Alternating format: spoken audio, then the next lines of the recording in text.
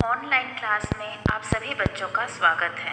बच्चों, आज हम पाठ 9 हमारी सभ्यता कविता पढ़ने जा रहे हैं। हमारी सभ्यता कविता के कवि मैथिली शरण गुप्त जी हैं। मैथिली शरण गुप्त जी को राष्ट्र कवि के रूप में जाना जाता है। मैथिली शरण गुप्त जी का जन्म झांसी के चीर गांव में हुआ था। आपकी प्रसिद्ध रचनाएं साकेत, भारत भारती, यशोधरा, जयद्रथ वध, द्वापर, पंचवटी, जय भारत आदि हैं। हमारी सभ्यता भारत भारती से ली गई है। भारत भारती खंड काव्य है। इसके 3 भाग हैं। तो बच्चों, चलो हम हमारी सभ्यता कविता पढ़ते हैं।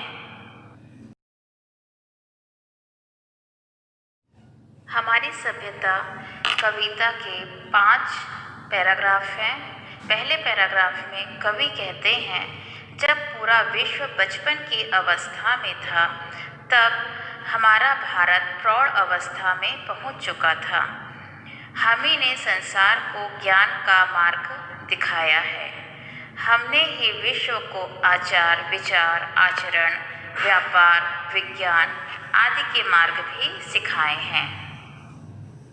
सेकंड पैराग्राफ में कवि कहते हैं, जब विश्व को सही और गलत की समझ नहीं थी, तब हमने वेदों का वेद मंत्र इन सब का निर्माण कर लिया था। जब लोग जंगल में भटकते थे, तब हमने महलों का निर्माण कर लिया था। तीसरे पैराग्राफ में कवि कहते हैं, हमें जानकारी थी नाश और विकास की। हमें पृथ्वी और आकाश की भी जानकारी थी। हमने जो पहले कह चुके हैं, उसे ही विज्ञान ने अभी तक सिद्धांतों के रूप में पारित किया है। चौथे पैराग्राफ में कवि कहते हैं, हमारा सिर ईश्वर के सामने झुका, किसी ने भी हमारी गति रोक न सके।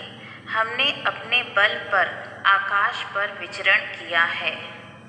पांचवें और आखिरी पैराग्राफ में कवि कहते हैं, यह ठीक है, पश्चिम बहुत आगे हो गया है, पर उसका गुरु तो पूर्व ही है।